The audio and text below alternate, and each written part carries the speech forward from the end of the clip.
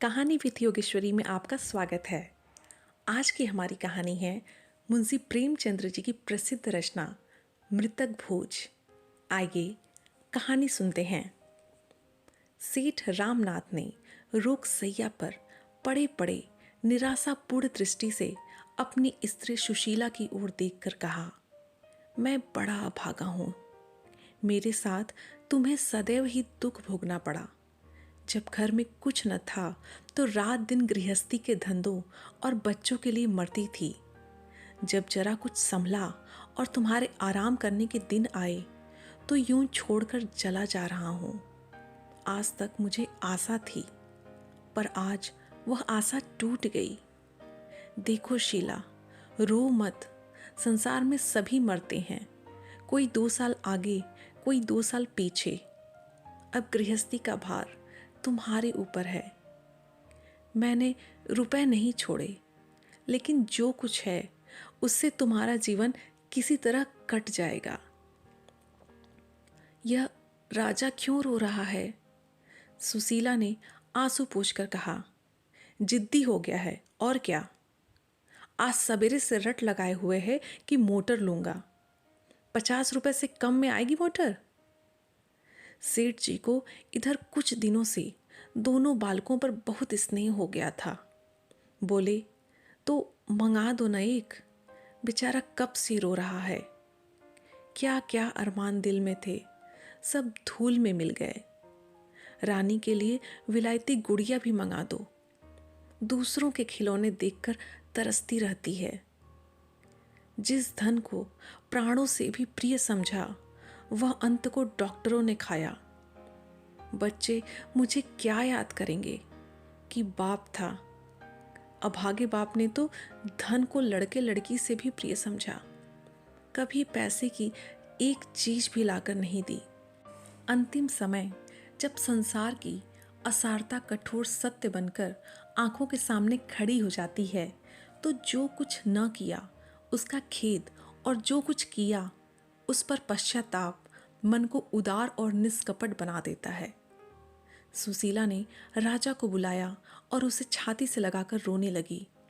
सेठ जी ने पूछा, मोटर लोगे बेटा? अपनी अम्मा से रुपए लेकर भैया के साथ चले जाओ, खूब अच्छी मोटर लाना। राजा ने माता के आंसू और पिता का यह स्नेह देखा तो उसका बाल हट जैसे पिघल गया। बोला, अभी नहीं लूंगा। सेठ जी ने पूछा, क्यों? जब आप अच्छे हो जाएंगे तब लूंगा। सेठ जी फूट फूट कर रोने लगे। तीसरे दिन सेठ रामनाथ का देहांत हो गया। धनी के जीने से दुख बहुतों को होता है, सुख थोड़ों को। उनके मरने से दुख थोड़ों को होता है और सुख बहुतों को। महाब्राह्मणों की मंडली अलग सुखी थी, पंडित जी अलग खुश हैं, और शायद बिरादरी के लोग भी प्रसन्न हैं, इसलिए कि एक बराबर का आदमी कम हुआ। दिल से एक कांटा दूर हुआ, और पटीदारों का तो पूछना ही क्या। अब वह पुरानी कसरत निकालेंगे। हृदय को शीतल करने का ऐसा अवसर बहुत दिनों के बाद मिला है। आज 5वां दिन है। वह विशाल भवन सूना पड़ा है। लड़के न रोते हैं न हंसते हैं, मन मारे माँ के पास बैठे हैं, और विधवा भविष्य की अपार चिंताओं के भार से दबी हुई पड़ी है। घर में जो रुपए बच रहे थे वे दाह क्रिया की भेंट हो गए, और अभी सारे संस्कार बाकी हैं।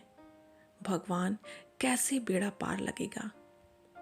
तभी किसी ने द्वार पर आवाज दी। महारा ने आकर सेठ धनीराम के आने की सूचना दी। दोनों बालक बाहर दौड़े।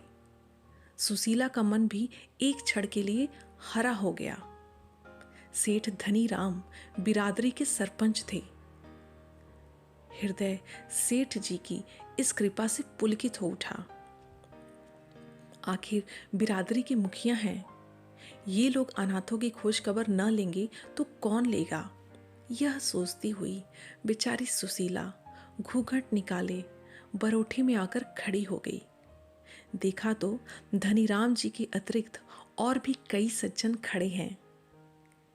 धनीराम बोले, बहू जी, भाई रामनाथ की अकाल मृत्यु से हम लोगों को जितना दुख हुआ है वह हमारा दिल ही जानता है। अभी उनकी उम्र ही क्या थी। अब तो हमारा यही धर्म है कि ईश्वर पर भरोसा रखें और आगे के लिए कोई राह निकालें। काम ऐसा करना चाहिए कि घर की आबरू भी बनी रहे और भाई जी की आत्मा संतुष्ट भी हो।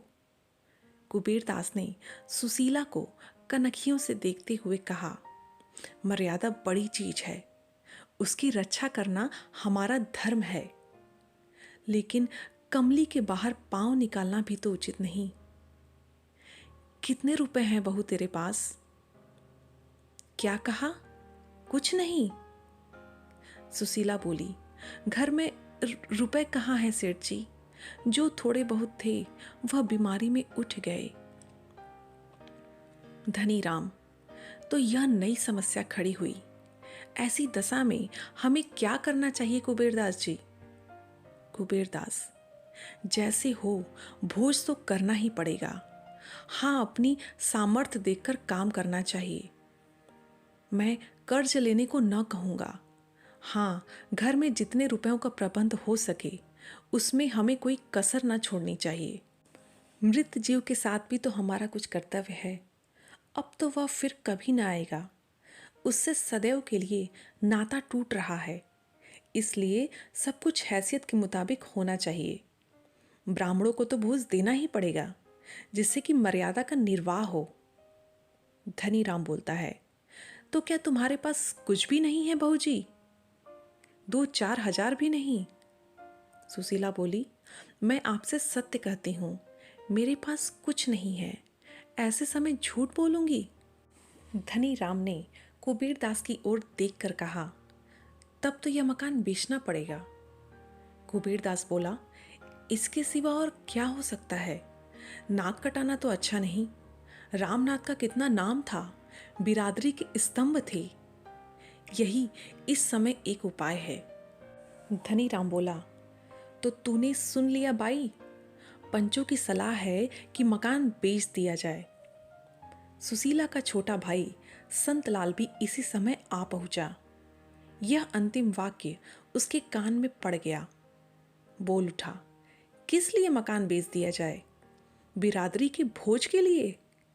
बिरादरी तो खा पीकर राह लेगी, इन अनाथों की रक्षा कैसे होगी? इनके भविष्य के लिए भी तो कुछ सोचना चाहिए। धनीराम ने कोप भरी आंखों से देखकर कहा, आपको इन मामलों में टांग अड़ाने का कोई अधिकार नहीं। केवल भविष्य की चिंता करने से काम नहीं चलता। आपका क्या बिगड़ेगा? हंसी तो हमारी होगी। संसार में मर्यादा से प्रिय कोई वस्तु नहीं। मर्यादा के लिए प्राण तक दे देते हैं। जब मर्यादा ही न रही तो क्या रहा? अगर हमारी सलाह पूछोगे तो हम यही कहेंगे, आगे बाई का अख्तियार है, जैसे चाहे करे, पर हमसे कोई सरोकार न रहेगा। चलिए कुबेरदास जी, चलें। सुशीला ने भयभीत होकर कहा, भैया की बातों का विचार न कीजिए, इनकी तो यह आदत है। मैंने तो अपनी बात नहीं टाली। आप मेरे बड़े हैं, घर का हाल आपको मालूम है। मैं अपने स्वामी की आत्मा को दुखी करना नहीं चाहती, लेकिन जब उनके बच्चे ठोकर खाएंगे तो क्या उनकी आत्मा दुखी न होगी? बेटी का ब्याह करना ही है, लड़के को पढ़ाना लिखाना है।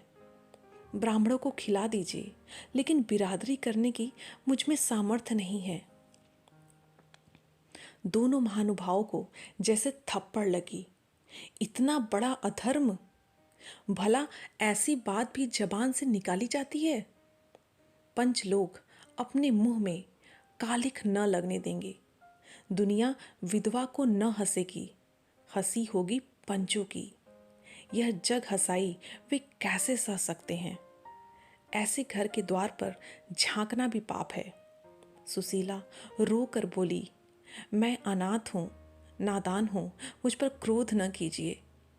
आप लोग ही मुझे छोड़ देंगे तो मेरा कैसे निर्वाह होगा? इतने में 2 महाशय और आ गए। एक बहुत मोटे और दूसरे बहुत दुबले। नाम भी गुणों के अनुसार ही, भीमचंद और दुर्बलदास। धनीराम ने संक्षेप में यह परिस्थिति उन्हें समझाया। दुर्बलदास ने सहृदय से कहा, तो ऐसा क्यों नहीं करते कि हम लोग मिलकर कुछ रुपए दे दें? जब इसका लड़का सयाना हो जाएगा तो रुपए मिल ही जाएंगे। अगर ना भी मिले तो एक मित्र के लिए कुछ बल खा जाना कोई बड़ी बात नहीं। संत लाल ने प्रसन्न होकर कहा, इतनी दया आप करेंगे तो क्या पूछना।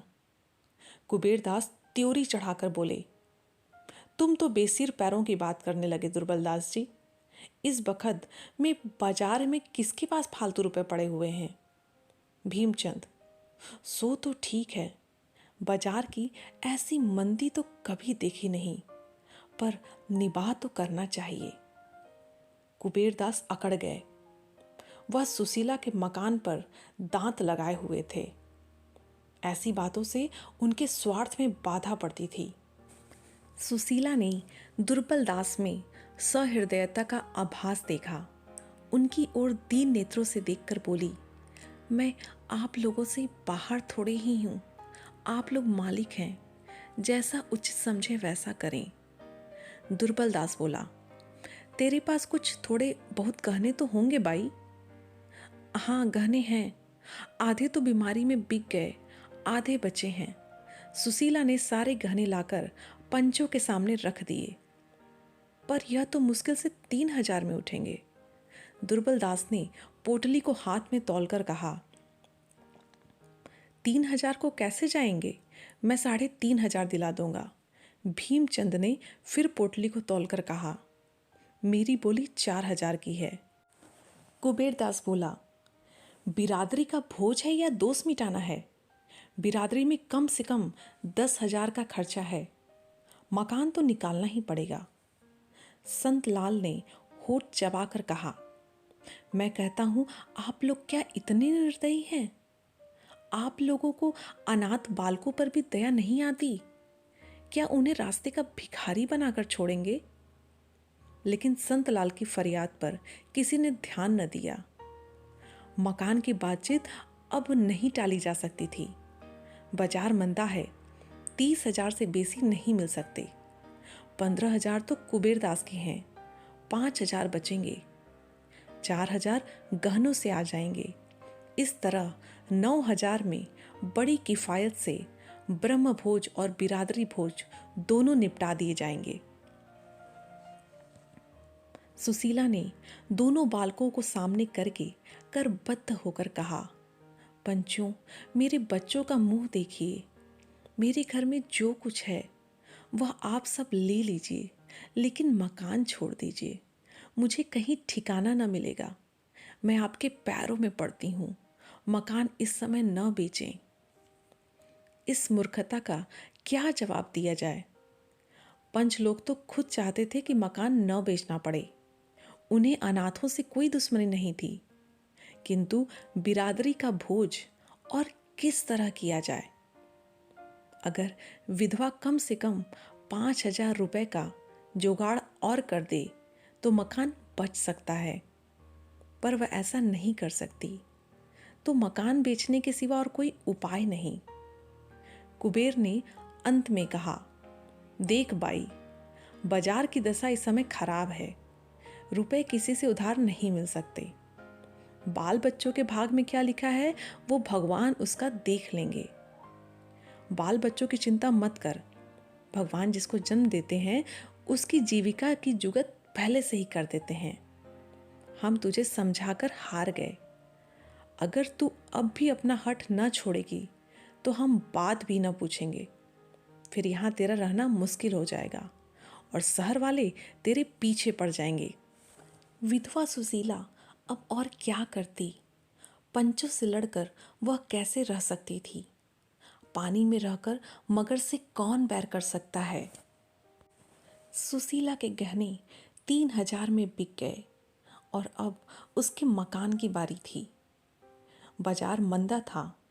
लोग कहते 30-40 हजार रुपये से ज़्यादा नहीं मिलेंगे। धनीराम बोला, जब 30,000 में ही देना है तो कुबेरदास ही क्यों ना ले लें? इतना सस्ता माल दूसरों को क्यों दिया जाए? यह सौदा भी पक्का हो गया। आज ही वकील ने बैनामा लिखा, तुरंत रजिस्ट्री भी हो गई। सुशीला के सामने बैनामा लाया गया तो उसने एक ठंडी सांस ली और सजल नेत्रों से उस पर हस्ताक्षर कर दिए। अब उसे उसके सिवा और कहीं शरण नहीं है। धनीराम ऊंचे स्वर में बोले, तू क्यों रो रही है बाई? यह रोने का समय नहीं है। तुझे तो प्रसन्न होना चाहिए कि पंच लोग तेरे घर में आज यह शुभ कार्य करने के लिए जमा हैं।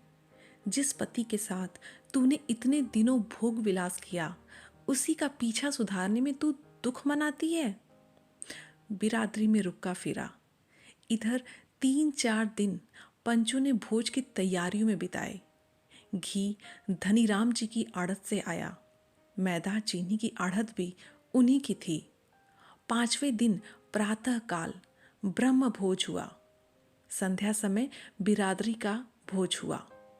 सुशीला के द्वार पर बग्घियों और मोटरों की कतारें खड़ी थीं। भीतर मेहमानों की पंगतें थीं। आंगन, बैठक, दालान, ऊपर की छत, नीचे ऊपर मेहमानों से भरा हुआ था। लोग भोजन करते थे और पंचों को सराहते थे। खर्च तो सभी करते हैं, पर इंतजाम का सलीका चाहिए। ऐसे स्वादिष्ट पदार्थ बहुत कम खाने में आते हैं। सेठ चंपाराम के भोज के बाद ऐसा भोज रामनाथ जी का ही हुआ है और इसका सारा श्रेय पंचों को है। धनीराम ने नम्रता से कहा, आप भाइयों की दया है जो ऐसा कहते हो। रामनाथ के साथ भाईचारे का व्यवहार था। हम न करते तो कौन करता? 4 दिन से सोना नसीब नहीं हुआ। आप धन्य हैं, मित्र हो तो ऐसे हो। क्या बात है, आपने रामनाथ जी का नाम रख लिया।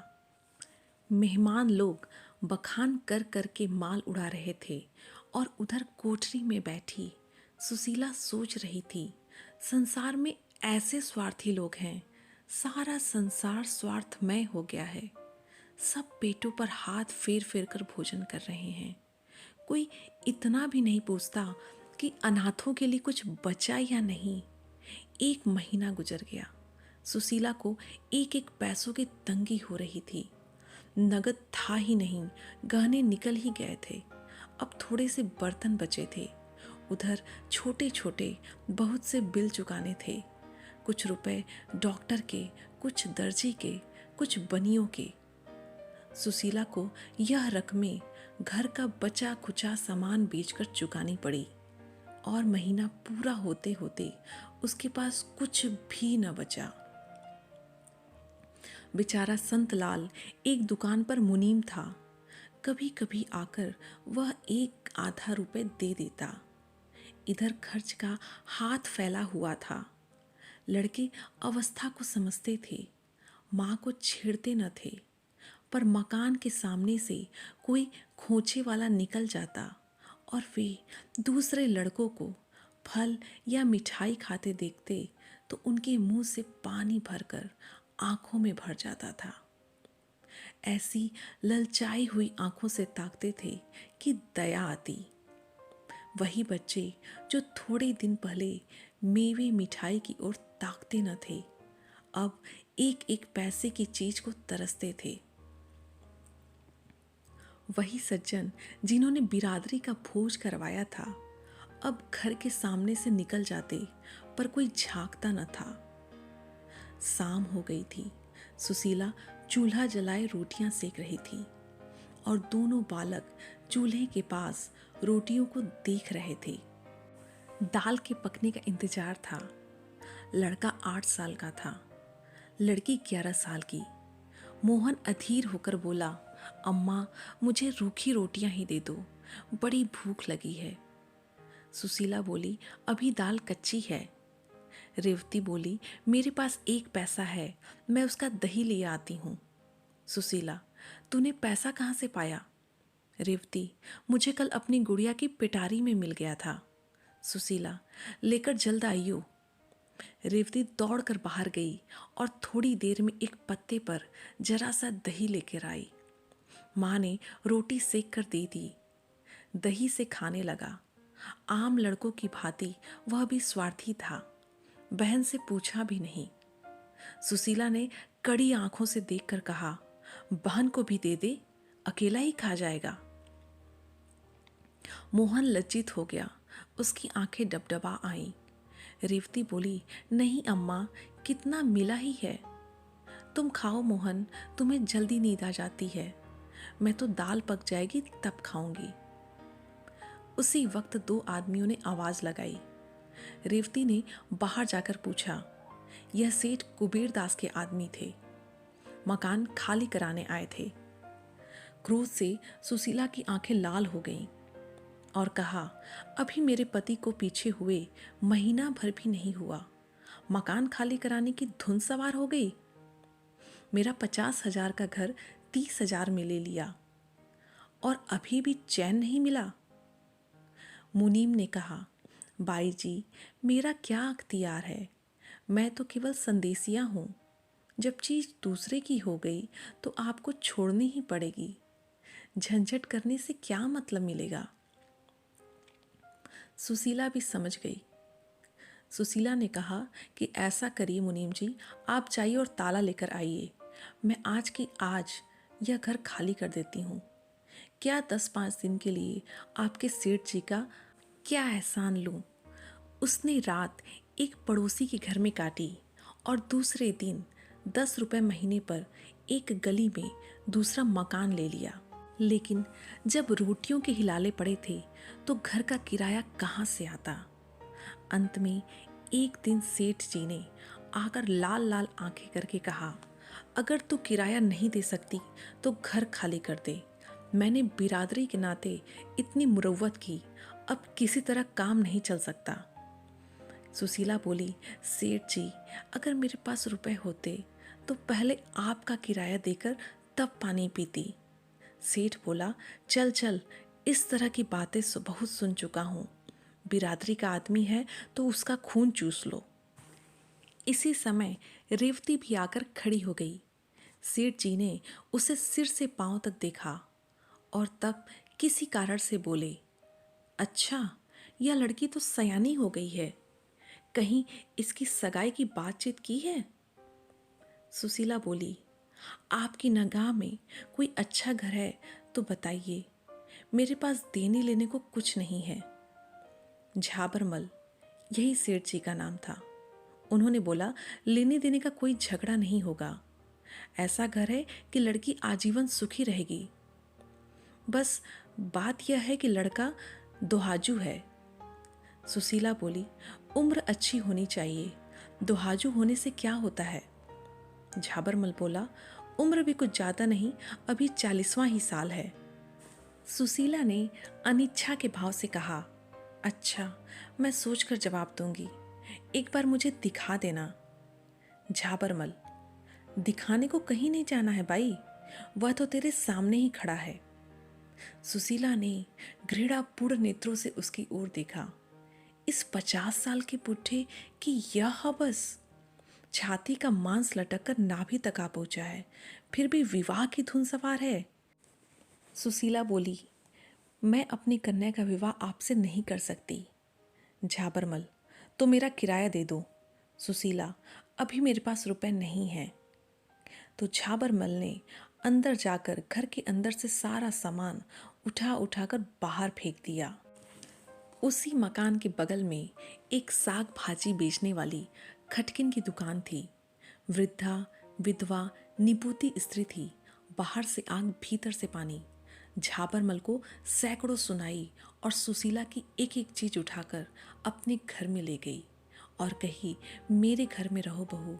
मुरव्वत में आ गई, नहीं तो उसकी मूछें उखाड़ लेती। इस खटकिन के साथ रहते हुए सुशीला को 6 महीने हो गए थे। सुशीला का उससे दिन पर दिन स्नेह बढ़ता जाता था। वह जो कुछ पाती लाकर सुशीला के हाथ में रख देती। दोनों बालक उसकी 2 आंखें थे। मजाल न थी कि पड़ोस का कोई आदमी उन्हें कड़ी आंखों से देख ले। कार्तिक का महीना था। ज्वर का प्रकोप हो रहा था। मोहन एक दिन खेलता कूदता बीमार पड़ गया और 3 दिन तक अचेत पड़ा रहा। ज्वर इतने जोर का था कि पास खड़े रहने से भी लपट सी लगती थी। उसका ज्वर दिन पर दिन बढ़ता जा रहा था। बिस्तर पर पड़े पड़े देह की खाल फट रही थी, सिर के बाल गिर रहे थे, हाथ पांव लकड़ी हो गए थे। माता उसकी बिल्कुल रोने पीटने लगी। मिन्नतें तो बहुतेरी हो चुकी थी।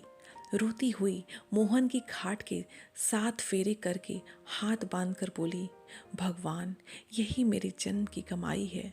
अपना सर्वस्व खोकर भी मैं बालक को छाती से लगाए हुए संतुष्ट थी, लेकिन यह चोट न सही जाएगी।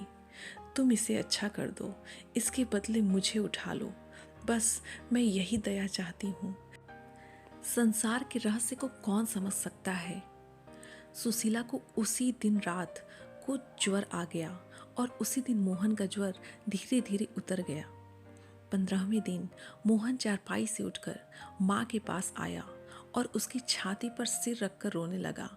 माता ने उसके गले में बाहें डालकर उसे छाती से लगा लिया और बोली, क्यों रोते हो बेटा? भगवान पालने वाले हैं, वही तुम्हारे रक्षक हैं, वही तुम्हारे पिता हैं। अब मैं सब तरफ से निश्चिंत हूँ। और उसी रात को दुख और विपत्ति की मारी हुई यह अनाथ विधवा दोनों अनाथ बालकों को भगवान पर छोड़कर परलोक सिधार गई। इस घटना को 3 साल हो गए हैं। मोहन और रेवती दोनों उसी वृद्धा के पास रहते हैं। बुढ़िया माँ तो नहीं है, लेकिन माँ से बढ़कर है। रोज मोहन को रात की रखी रोटियां खिलाकर गुरुजी की पाठशाला में पहुंचा आती है। छुट्टी के समय जाकर लिवा आती है। रेवती का अब 14वां साल है। वह घर का सारा काम, पीसना कूटना, चौका बर्तन झाड़ू बहारू सब करती है। बुढ़िया सौदा बेचने चली जाती है तो वह दुकान पर भी आ बैठती है। एक दिन बड़े पंच सेठ कुबेरदास ने उसे बुला भेजा और बोले, तुझे दुकान पर बैठते शर्म नहीं आती? सारी बिरादरी की नाक कटा रखी है। खबरदार जो कल से दुकान पर बैठी। मैंने तेरे शादी के लिए झाबरमल जी को पक्का कर लिया है। सेठानी ने समर्थन किया। तू अब सयानी हुई बेटी, अब तेरा इस तरह बैठना अच्छा नहीं। लोग तरह तरह की बातें करने लगे हैं। रेवती तुरंत तमतमाए मुख से बोली, बिरादरी ने तब हम लोगों की बात न पूछी जब हम रोटियों के मोहताज थे। मेरी माता मर गई, कोई झांकने तक न आया। मेरा भाई बीमार हुआ, किसी ने खबर तक न ली। ऐसरी बिरादरी की मुझे परवाह नहीं है। रेवती चली गई तो झाबरमल कोठरी से निकल आए। चेहरा उदास था। सेठानी ने कहा, लड़की बहुत घमंडी है, आंख का पानी मर गया है। कुबेरदास बोला, तुम घबराओ नहीं, मैं इसे अदालत से ठीक करूंगा। जाति कहाँ है? बिरादरी के बड़े पंच की बात कहीं मिथ्या हो सकती है? रेवती नाबालिग थी, माता पिता नहीं थे। ऐसी दशा में पंचों का उस पर पूरा अधिकार था।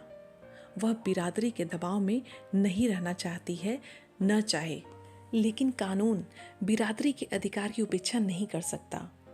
संतलाल ने यह माजरा सुना तो दांत पीसकर बोले, न जाने इस बिरादरी का भगवान कब अंत करेंगे।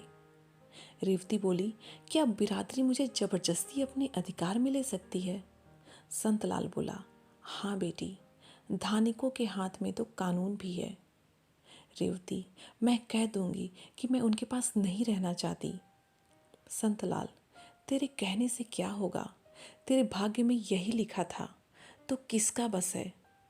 मैं जाता हूँ बड़े पंच के पास। रेवती बोली, नहीं मामा जी, तुम कहीं नहीं जाओगे। जब भाग्य का ही भरोसा है तो जो कुछ भाग्य में लिखा होगा वह होगा। रात तो रेवती ने घर में काटी।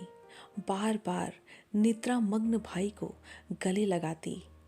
यह अनाथ अकेला कैसे रहेगा, यह सोचकर उसका मन कातर हो जाता।